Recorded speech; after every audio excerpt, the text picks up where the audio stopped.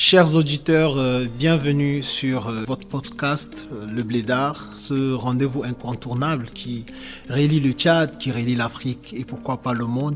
Cette plateforme-là qui vous permet de rencontrer ou d'écouter des personnes, des personnalités de divers genres et de diverses casquettes.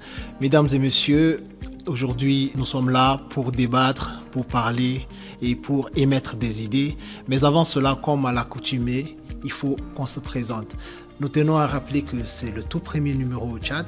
Le Blédard est né en France et autrefois il portait un nom plutôt péjoratif. Et aujourd'hui, il est transformé en un véritable étendard de fierté et d'audace. Donc, moi, je suis Monsieur Banrongué. Et s'il faut que je me présente, je vais commencer peut-être par mon parcours. Parce que je suis diplômé en logistique internationale, transport, transit. Donc je sors d'une école de commerce.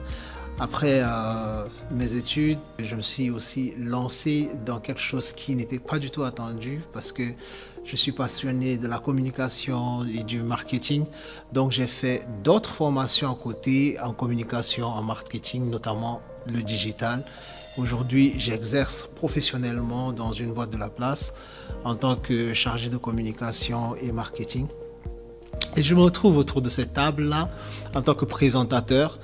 Donc d'ailleurs, je remercie l'équipe de France qui a bien voulu mettre toute sa confiance en moi pour la présentation du podcast Le Blédard ici au Tchad. Nous allons aujourd'hui présenter un grand monsieur, un maître de la communication digitale.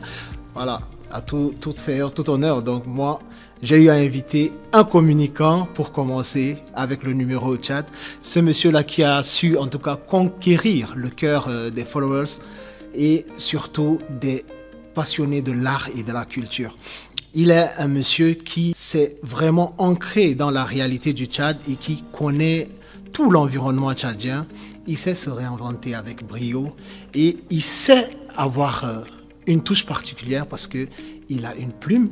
Et à partir de cette plume ou par cette plume, il a une manière de parler avec beaucoup d'ironie, mais aussi avec une finesse redoutable. Pour ceux qui le connaissent déjà, ils peuvent avoir une certaine idée sur lui. Il y en a qui le perçoivent comme un provocateur. Il y a d'autres aussi qui le saluent par sa briauté, par son authenticité et par toutes les stratégies qu'il met pour être créatif. Et à travers tout ça, au-delà de tout ça, il a plusieurs casquettes parce que c'est aussi un fin graphiste et il sait mettre en avant des personnes ou en tout cas des articles. Aujourd'hui, au-delà des réseaux sociaux, il est aussi responsable communication et marketing d'une banque de la place. Mesdames et messieurs, j'ai le plaisir, l'honneur, sinon la chance même, de vous présenter Roland Albani. Roland, bonjour et bienvenue sur ce podcast. Bonjour, c'est compliqué de... Je vais pas ajouter quelque chose. Je pense que tout a été dit en termes de présentation. Bon, c'est vrai que je suis quelqu'un qui a beaucoup de facettes, beaucoup de casquettes. Il y a forcément des gens qui me connaissent. Beaucoup me connaissent. Il y en a qui me connaissent sur une casquette, d'autres qui me connaissent sur une autre casquette, etc. etc. Mais sinon, oui. Le nom, il ne change pas. C'est bien Roland Albani. Et c'est une fierté pour moi d'être aujourd'hui l'invité du premier numéro du podcast Le Blédard, que j'ai quand même eu l'occasion de suivre à plusieurs fois, lorsque c'était encore logé au niveau de la France. Et je pense que j'avais longtemps discuté avec le promoteur de ce projet. Et je suis vraiment heureux de voir que le projet s'est déporté au niveau du Tchad. On en a besoin. Donc tout l'honneur est pour moi de venir contribuer à cette aventure. Ça nous fait énormément plaisir à nous-mêmes parce qu'aujourd'hui, le podcast est au Tchad, sur nos plateformes de téléchargement et aussi sur les antennes des radios. Aujourd'hui, nous avons la radio Karouba de Mondou, la radio de Sar qui s'appelle Lotiko qui fait déjà des diffusions. Donc, les auditeurs vont naturellement nous écouter à travers ces radios et on espère que ça va s'étendre sur tout le plan national. Moi, comme je le disais, j'ai été formé en logistique internationale. Aujourd'hui, je me retrouve dans la com et tout. Est-ce que Roland, tu as eu un parcours atypique avec, je ne sais pas, la communication et tout, ou bien Est-ce qu'il y a eu une reconversion à un moment donné? C'est compliqué qu'une personne comme moi n'ait pas eu d'un parcours atypique. Je pense que ça se voit même dans... Désolé, c'est vrai que ça se voit même dans ce que je fais au quotidien, que ce soit sur le plan professionnel, que ce soit sur des activités extra-professionnelles. J'ai vraiment eu un parcours atypique parce que, bon, j'en parle très rarement. J'ai un bac littéraire. Après mon bac littéraire, je me suis retrouvé en fac de droit. J'ai eu une licence en droit. Ça aussi, beaucoup ne le savent pas. Donc, j'ai eu une licence en droit. Seulement, il s'est passé quelque chose dans mon parcours, c'est que, bien que je faisais des cours de droit, j'étais moniteur dans un cybercafé. Ça veut dire que j'étais déjà mordu par l'outil informatique et tout. D'ailleurs, c'est mon travail en tant que moniteur dans un cybercafé qui me permettait de payer mes cours de droit. Peut-être à ce moment-là, il aurait fallu que je me rende rapidement compte que c'est des signaux qui m'étaient envoyés. Mais bon, j'ai conclu mon parcours de droit. Mais seulement, après ma licence en droit, je me mets en tête de trouver un boulot. Donc, je me rappelle que je me suis retrouvé en face d'un RH qui avait mon dossier en main. Et il me dit, bon voilà, vous êtes licencié en droit, nous sommes une entreprise, nous sommes une entreprise de téléphonie et tout, voilà, il essaie de me présenter ce qu'ils font au quotidien. Et la question fatidique arrive, qu'est-ce que vous pouvez nous apporter? Voilà. Et là, je creuse mon cerveau, qu'est-ce que je peux leur apporter? J'arrive pas à trouver mes mots. Et pendant que je cherche mes mots, il feuillette mon CV, il dit, ah, vous avez une formation en informatique. Voilà. J'ai dit, oui, il me demande, vous faites quoi exactement? J'ai dit, non, tout ce qui est maintenance informatique, je m'en sors. Les logiciels de bureautique, je m'y connais aussi. Et j'obtiens mon stage au service informatique. Voilà. Donc là, j'ai très vite compris que je vais dire que j'étais sur la mauvaise voie. Donc, il y a eu cette première réorientation là dont je suis reparti sur les bancs. Et là encore, lorsque je me retrouve à vouloir faire de l'informatique, j'ai un bac littéraire. Et un blocus et bon. Une licence même de droit. Une licence de droit et bon. Bac littéraire parce que franchement, je détestais les mathématiques. Bon, je déteste, je continue à les détester. J'ai jamais aimé les mathématiques. Donc, et là, parmi les filières qu'il y a dans l'école, il y a une filière dans le graphisme et la production multimédia qui demande quand même un bac scientifique. Mais maintenant, dans le dossier, on dit de mettre son diplôme le plus élevé. Et bon, mon diplôme le plus élevé, c'est pas mon bac, c'est ma licence. Donc, je passe entre les mailles du filet. Ah ouais. Donc, je me retrouve en train de faire graphisme multimédia et webmestre. Ça veut dire que dans le graphisme multimédia, on mettait tout ce qui était infographie, vidéographie et photographie. Et en matière de webmestre, on mettait tout ce qui était conception des sites internet, langage de programmation, que ce soit HTML et autres. Et bizarrement, je suis parmi les meilleurs. Et j'ai plus l'impression que c'est le fait que j'avais fait un bac littéraire que je m'en sortais mieux que mes camarades qui avaient tous des bacs scientifiques. Parce qu'en même temps, ça demande un peu plus de la créativité. Et effectivement. Et je pense que ce côté littéraire, là, ça développe une certaine créativité quand même qui fait que dès que tu maîtrises l'outil, bah, tu t'envoles. Et voilà. Donc, je me retrouve avec une licence en graphisme et production multimédia. Dès que je sors de là, je commence à travailler directement. Là, j'entre directement dans l'emploi et tout. Et là, je fais mes classes en graphisme. Et à un moment, je commence à me poser des questions sur mon plan de carrière. Parce que lorsque vous faites du graphisme, votre plan de carrière, c'est que vous allez arriver directeur artistique ou directeur de création. Et quand on interroge l'environnement professionnel en Afrique, du moins à notre niveau, Afrique subsaharienne, parce qu'à ce moment-là, j'ai évolué au niveau du Cameroun, il n'y a pas beaucoup d'entreprises qui sont capables d'avoir un directeur de création ou un directeur artistique. Ça pouvait être un blocus. Et je me dis à un moment, il faut que je vois vers où est-ce que je peux me réorienter. Donc quand j'arrive au Tchad, j'ai la chance de travailler dans une agence de communication. Et en agence de communication, justement, le fait qu'en agence de communication, tout le monde participe. Lorsqu'il y a des débriefs, lorsqu'un client émet sa demande et tout, mon boss constate quand même que j'ai des bonnes idées. Je suis force de proposition dans tout ce qui est stratégique et tout. Et aussi à côté, j'ai des aisances en tout ce qui est digital.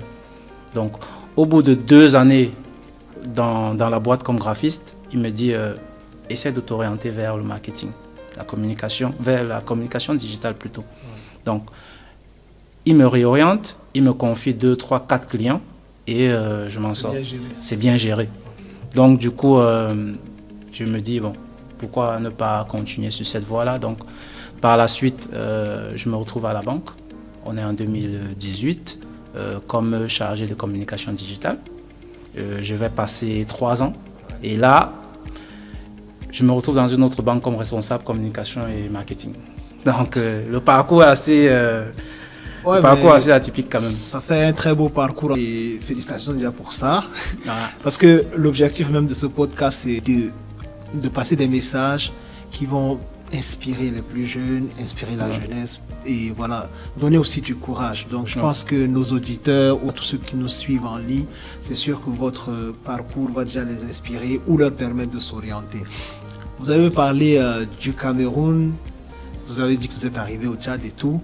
Moi je vous connais personnellement, je sais que vous êtes le plus tchadien des Camerounais, si on peut le dire. Ça c'est sûr. Donc voilà, on le rappelle, vous êtes d'origine camerounaise. Je ne sais pas si vous avez déjà la nationalité tchadienne, mais c'est sûr, parce que nous, vraiment, nous qui vous connaissons, c'est le Tchad.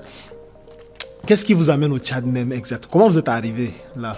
Bon, j'arrive au Tchad par le biais d'un ami que je n'ai jamais cessé de remercier justement par rapport à ça, parce que on dit la vie est faite des rencontres. Donc, pour se remettre dans le contexte, on est en 2012. Je travaille dans un groupe de médias au niveau de Yaoundé. Et il y a un Tchadien qui vient en stage chez nous. Et à la base, il n'est pas très satisfait de son encadreur professionnel. Et on en parle et je me propose de l'accompagner. Et finalement, le courant passe très bien entre nous parce que il est dans la production audiovisuel et tout. Et à l'époque, au Cameroun, j'étais plus connu comme cinéaste. Ah, on va revenir sur ça aussi alors. J'étais plus connu comme cinéaste parce que j'avais à mon actif une série télé et un long métrage. Donc, on me citait parmi les jeunes cinéastes les plus prometteurs du Cameroun et tout et tout. Donc, on se lie d'amitié et on commence à travailler ensemble. On a les mêmes passions. Et après son stage, lorsqu'il revient au niveau du Tchad, on garde le contact.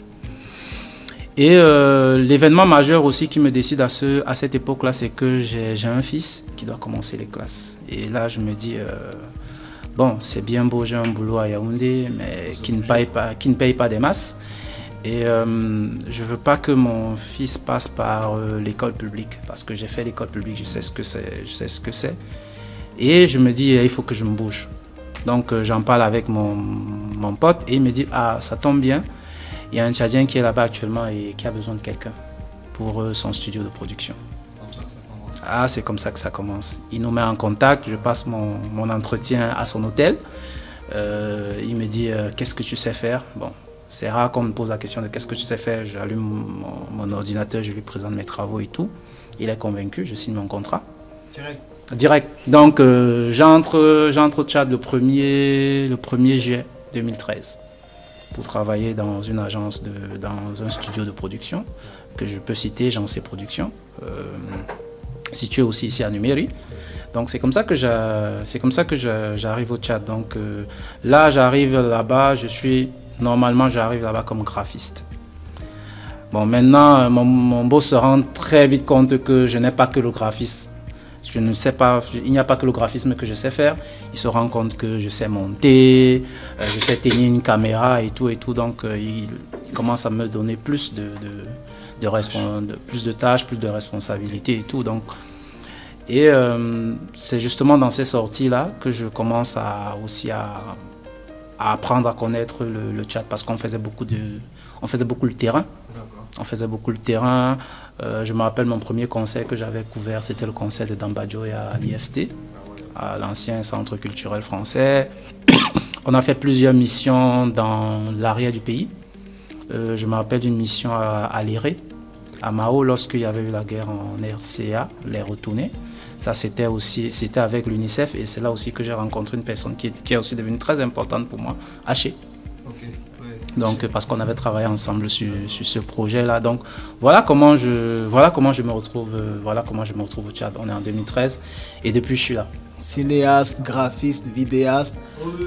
Il y a l'écriture. Moi, j'ai toujours eu envie de vous poser cette question-là, quelque part devant un grand public. Aujourd'hui, on nous écoute. Pourquoi cette ironie ou cette identité assez particulière dans l'écriture? Parce que là, on va vers l'art et la culture surtout. Parce que nous rappelons qu'à chaque sortie des projets artistiques et tout Facebook surtout, attend juste l'article de Roland Albani. C'est quoi cette intrigue? On travaille à promouvoir l'art et la culture. Et je pense que dans la promotion de l'art et la culture, il y a une partie qu'il ne faut pas négliger. Il y a cette partie-là où on doit se remettre en question. Moi, personnellement, je pense que je suis resté celui que je suis parce que je sais me remettre en question. Bon, je suis peut-être un peu déçu de n'avoir jamais trouvé un adversaire de taille en face de moi. Donc, du coup, ça m'a amené à cultiver cette manière de me remettre en question moi-même. De me dire à chaque fois, comment est-ce que je fais pour aller au-delà, pour me réinventer en fait. Et moi, je suis entré dans la culture à travers une émission de promotion de la culture qui était Afrobuzz N'Djamena, que j'avais créé avec justement mon ami Kofia. Bien même avant ça, parce que quand j'arrive au Tchad, je suis reporter pour Canal+.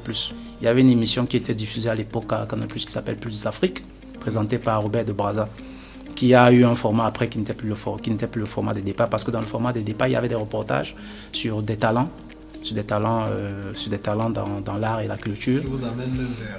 Et effectivement. Donc quand j'arrive au Tchad, j'écris à Canal+ pour dire je suis plus au Cameroun, je suis maintenant au Tchad. On me dit ah, ça tombe bien, on n'a jamais eu d'éléments sur le Tchad, propose-nous quelque chose. Je pense que le premier reportage que j'avais proposé, c'était sur Mélodie de Matania. Et après, je me rappelle aussi que j'avais fait un reportage sur Moussal parce que c'est le quartier qui m'avait le plus marqué. C'était le quartier que je trouvais un quartier très chaud et tout. Un quartier où on trouve tout. Et effectivement. Donc voilà. Et donc, franchement, j'ai commencé avec ce côté promotion-là. Ça a continué avec Afrobuzz N'Djamena. On était toujours dans ce côté promotion. Même avec Sao Magazine, on est dans la même démarche. Mais après, je me suis rendu compte qu'à côté, il n'y avait pas ce côté remise en question, ce côté évaluation. Donc, c'est ce qui m'a amené à commencer à vraiment faire dans ce que beaucoup appellent de l'art critique, mais moi je n'appelle vraiment pas ça de... C'est parce que franchement, je ne suis pas un critique d'art, je veux dire ça comme ça. Okay. Parce que je n'ai jamais suivi une formation en critique d'art et tout. C'est juste que je me dis que j'ai du vécu, j'ai de l'expérience. Parce que... Et effectivement, parce que beaucoup oublient souvent que expert vient d'expérience. Donc, on devient expert d'une chose quand on a de l'expérience dans cette chose-là. Et je pense quand même que de 2013 à aujourd'hui 2024, j'ai eu le temps de voir le milieu culturel tchadien évoluer, muter et tout et tout. Et je me suis rendu compte que l'exigence que je me donnais à moi n'était pas la même exigence que les acteurs eux-mêmes se donnaient. Tout le monde est dans sa zone de confort, personne essaie de se remettre en question. Bon, à quelques exemples pleins, à quelques exceptions près quand même. Donc, c'est là où j'ai commencé à écrire.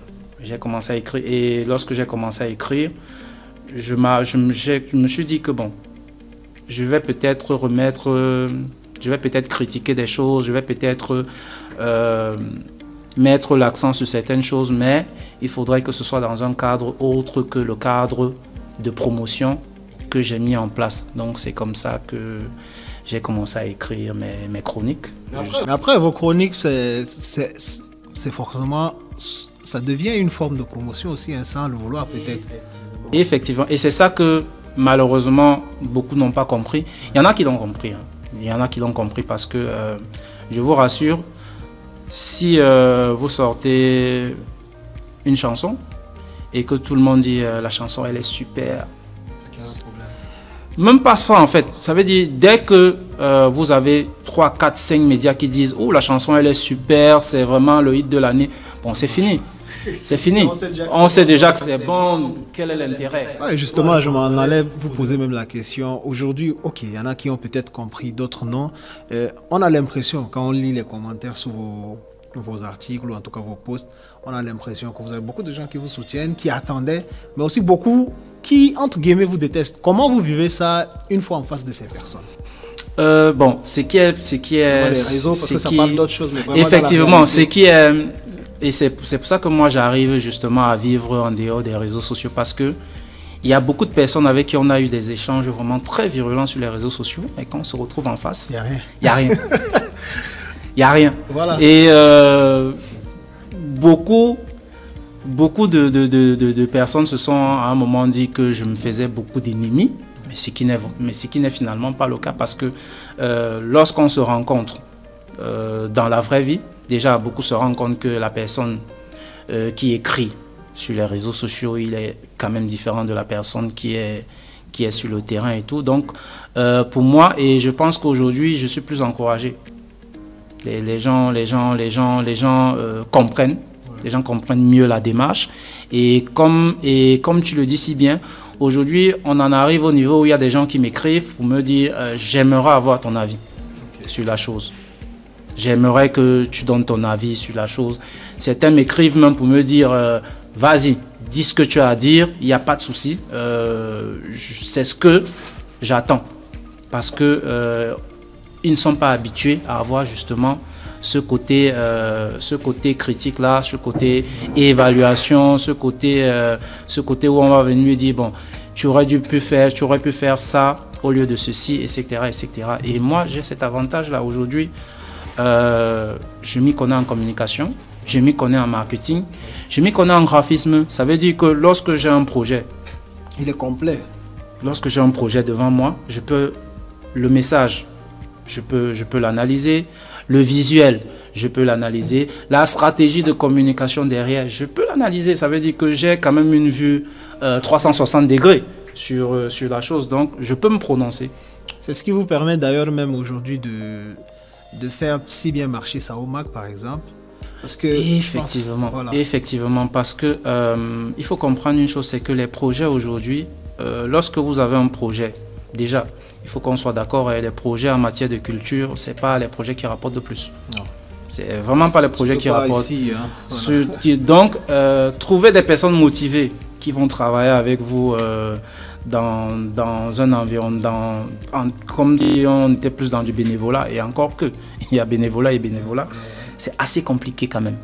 Donc, bon, moi qui ai la chance de m'y connaître en graphisme, de m'y connaître en audiovisuel, de m'y connaître en écriture, de m'y connaître en communication et en marketing, au moins j'ai cette capacité-là de prendre un projet du début jusqu'à la fin sans vraiment avoir l'intervention d'une autre personne. Les personnes qui interviennent le plus, c'est juste à se dire que bon, il faut respecter la théorie des 3 yeux. Ça veut dire qu'il y a des choses que forcément, toi, tu ne peux pas voir que l'autre peut voir. Donc, c'est un peu ça. Alors, si on revient toujours sur la question des avis des uns et des autres, peut-être vous, dehors, vous n'avez pas de problème avec les gens. Sur les réseaux, on a l'impression qu'il y a des problèmes. Aujourd'hui, cette histoire-là, sur l'information, la désinformation, ça manipule tellement les foules. Et je m'en vais comme ça chercher à savoir votre avis sur les actualités pertinentes aujourd'hui. Est-ce que les réseaux sociaux même n'influencent pas l'orientation complètement du public? Si nous parlons par exemple de ce mouvement anti-français. Très honnêtement, les réseaux sociaux aujourd'hui ont permis de mettre en lumière à quel point nous pouvons être manipulés.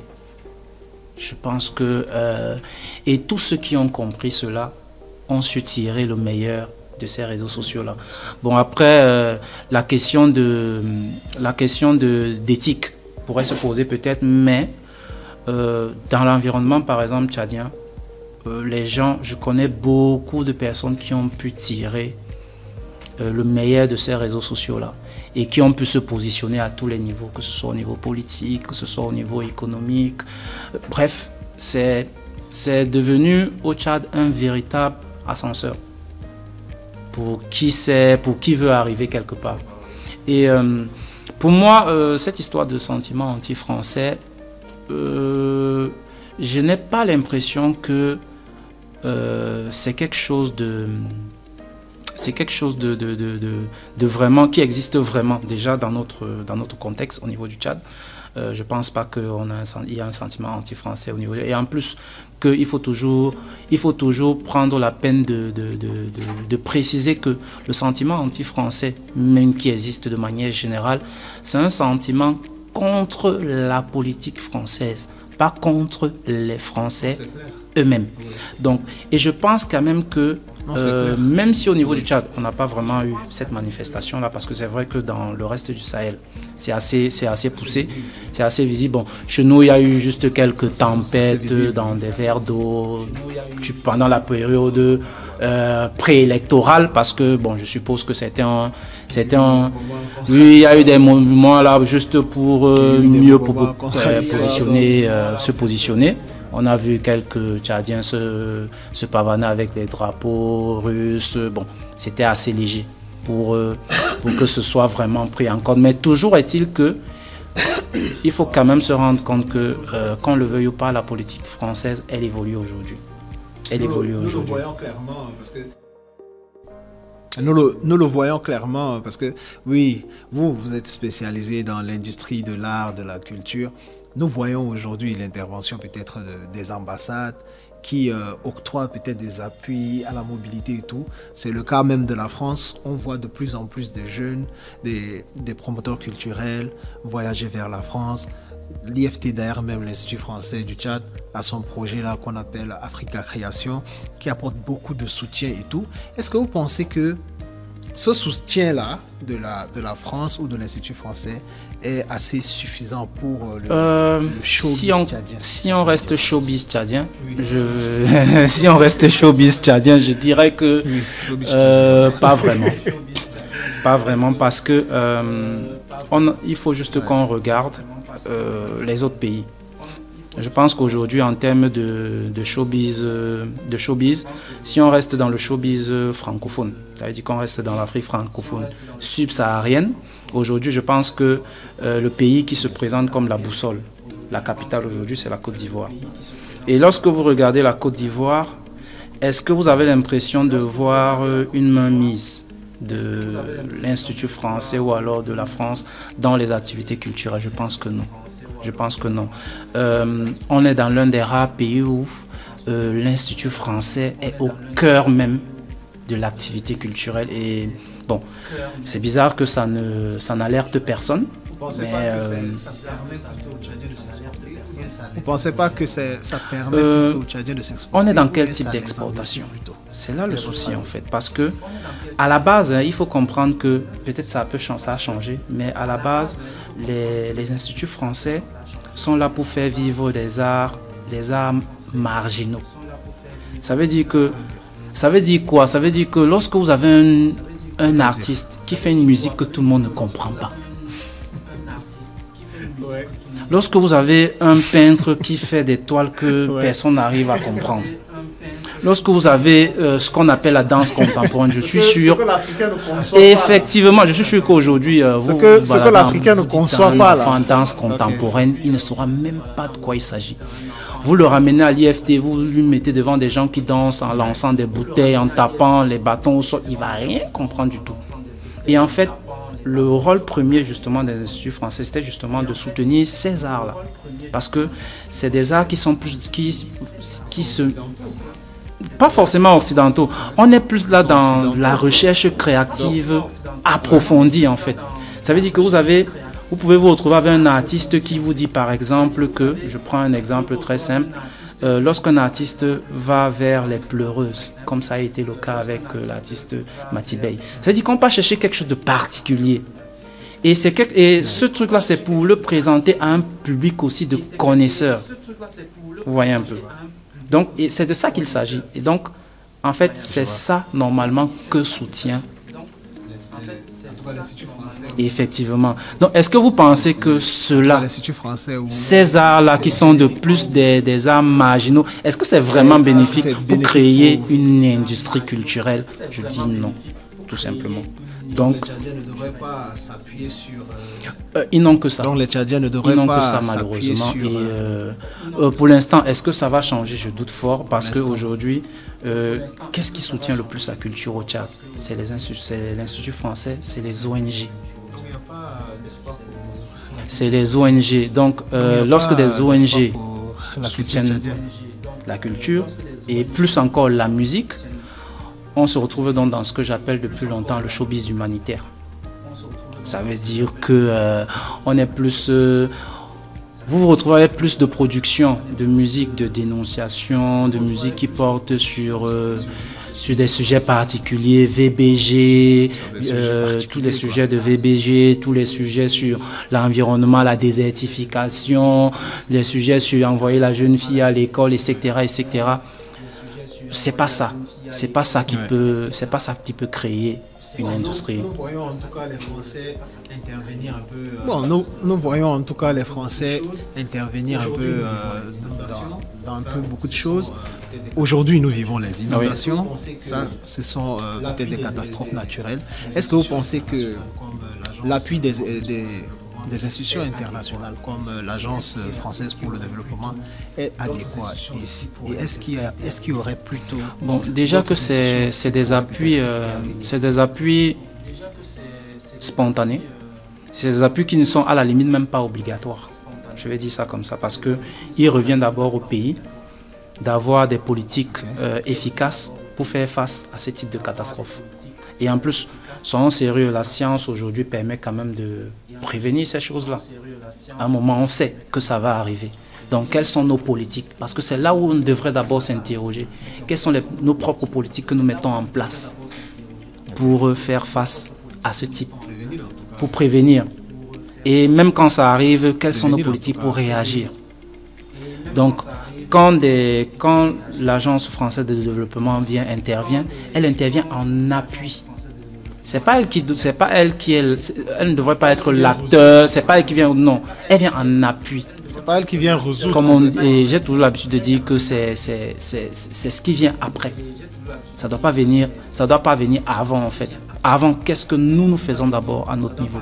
Donc, ce qu'ils font, nous sommes très mal placés. Nous sommes très mal placés pour évaluer ce qu'ils font parce qu'ils le font de leur propre volonté. C'est parce qu'ils ne sont pas obligés d'une certaine manière. Ceux qui sont obligés, c'est nos...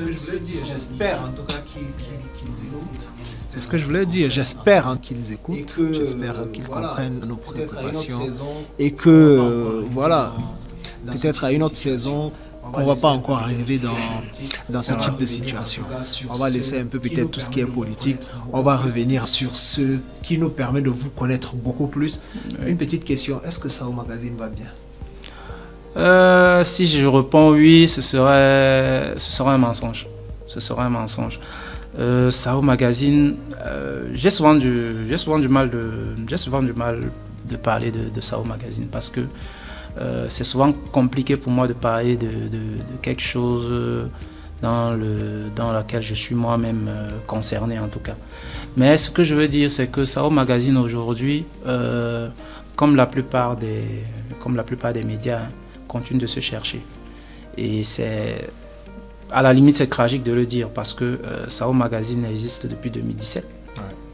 Rendu quand même en 2024, on devrait quand même se dire que bon, pour un média qui existe depuis aussi longtemps, ça devrait déjà...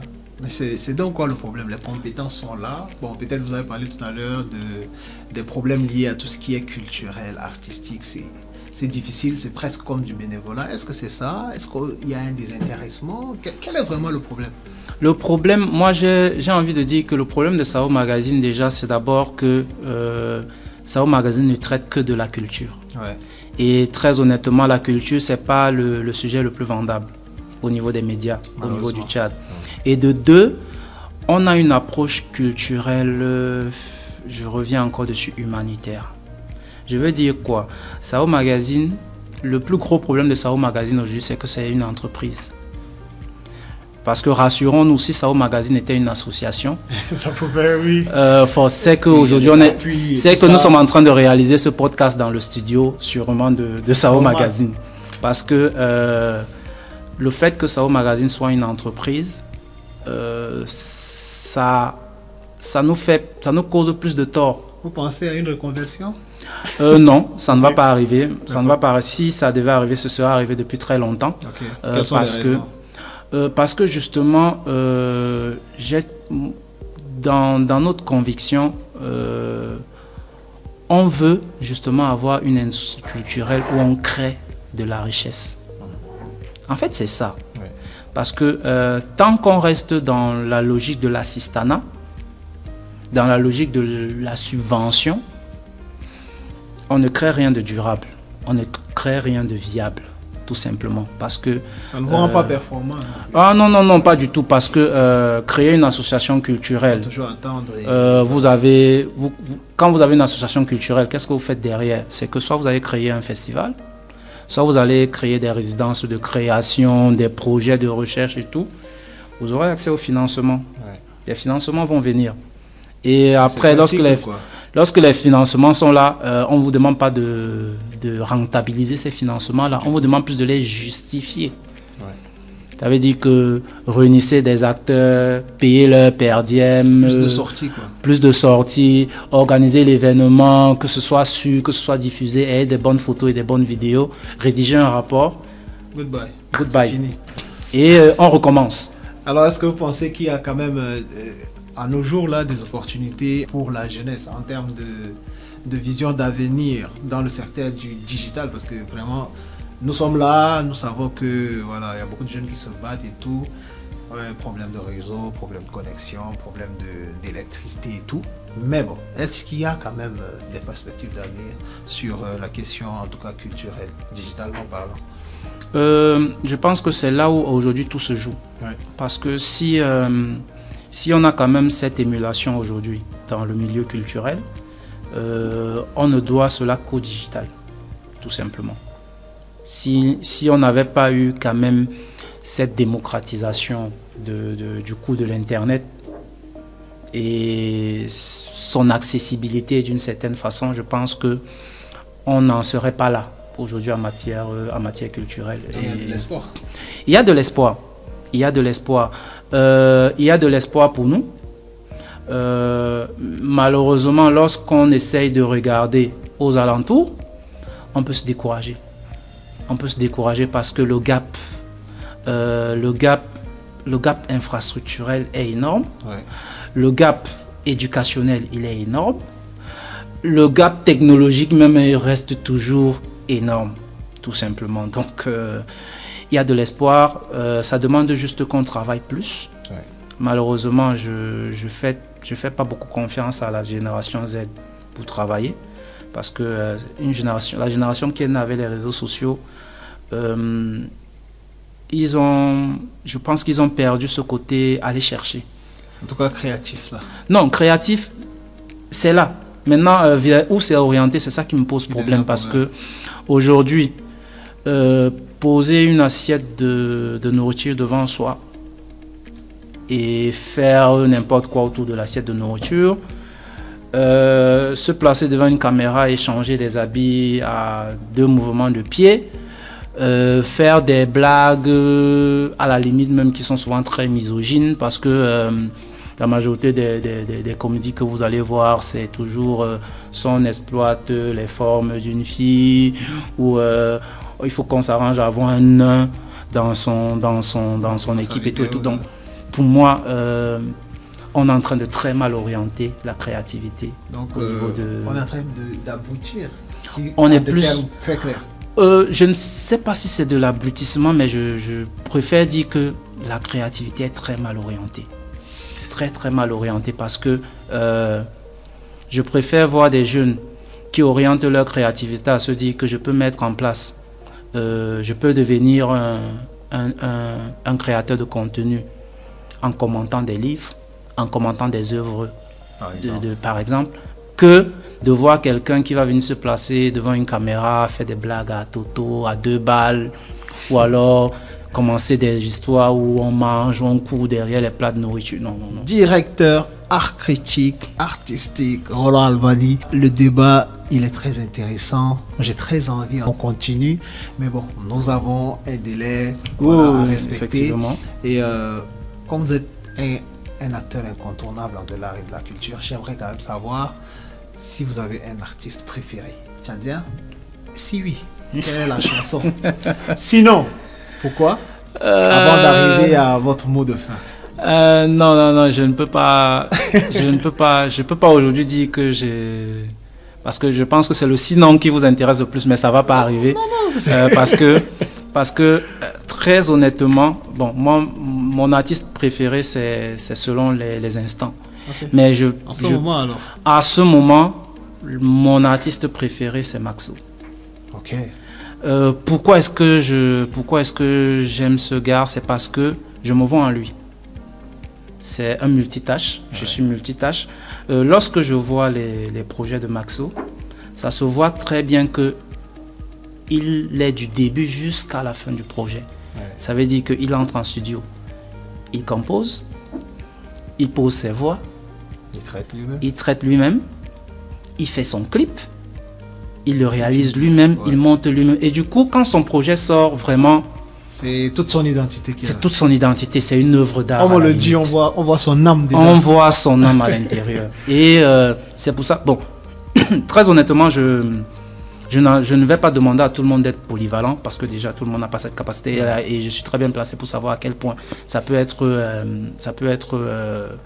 ça prend beaucoup d'énergie, c'est difficile. Ouais. Mais toujours est-il que lorsque vous avez des compétences qui vous permettent d'avoir un regard professionnel sur toutes les étapes de production d'une œuvre, ça ne peut rendre cette œuvre qu'excellente. Du coup, c'est quelle chanson que vous préférez le plus actuellement? J'ai du mal à choisir entre Tamani et Nagda, mais je dirais, je vais rester sur Nagda quand même.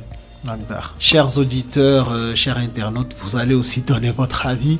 Roland Albani, c'était très intéressant et nous espérons vous retrouver. Est-ce que vous pouvez nous dire un mot de fin? Le mot de fin, ce serait de vous encourager. Je milite pour ce type de contenu.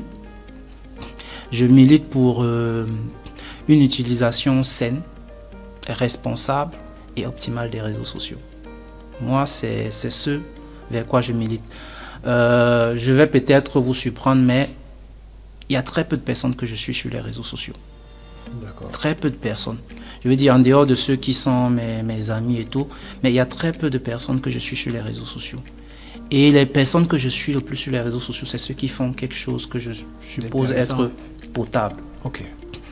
Donc, si je dois, je veux dire, bon, les musiciens, je les suis tous. Parce que... il faut les critiquer. Il faut... Par contre, les web humoristes, je n'en suis pas des masses. Je pense qu'il y a peut-être 2 web humoristes que je suis. D'accord. Je peux les citer, Zébé Uli et le président. Okay. Le reste, je ne les suis pas. Je tombe dessus parce que peut-être quelqu'un... Peut-être qu'on reviendra dessus un jour. Quelqu'un que je suis partage, mais je ne les suis pas. Okay. Je ne les suis pas. Je suis beaucoup de journalistes. Je suis beaucoup d'animateurs. Parce que je me dis que j'apprends. J'apprends aussi à travers ces personnes-là. Donc, moi, je milite pour qu'on ait ce type de contenu. Au niveau de Sao Magazine aussi, on est en train de travailler sur ce type de contenu. J'en ai même parlé avec votre promoteur parce que justement, c'était bien. C'est important d'aller vers des personnes qui se sont déjà lancées pour voir comment est-ce que ces choses-là s'organisent. J'espère vraiment que des contenus comme le vôtre seront le plus mis en avant. Parce que pour moi, aujourd'hui, s'il faut que nous ayons une politique culturelle au niveau du Tchad, ce serait de vraiment mettre en avant des contenus positifs. Je ne parle pas des contenus de propagande politique, je parle des contenus positifs. Et vrai, quoi. Et vrai. Ouais. Des jeunes qui, franchement, que lorsqu'on arrive à l'extérieur, on peut parler d'eux avec fierté, tout simplement. Et pour moi, c'est ces personnes-là qu'il faut mettre en avant. Et c'est hyper important. J'y travaille. Et quand on voit des initiatives comme le Blédard, on se dit que finalement que nous serons nombreux. Nous serons finalement nombreux à porter ce combat-là. Et ce qui est une bonne chose. L'union fait la force. Ouais. Et effectivement, et que nous continuons à encourager. Donc vraiment, merci pour l'opportunité. Merci Roland Albani d'avoir bien accepté en tout cas de partager ce moment avec nous. Nous espérons vous retrouver encore une fois ou plusieurs fois. Chers auditeurs, c'était comme ça le Blédard, le tout premier numéro au Tchad. Et nous avions Roland Albani et moi-même, M. Banrongué. D'ici là, portez-vous bien et à très bientôt.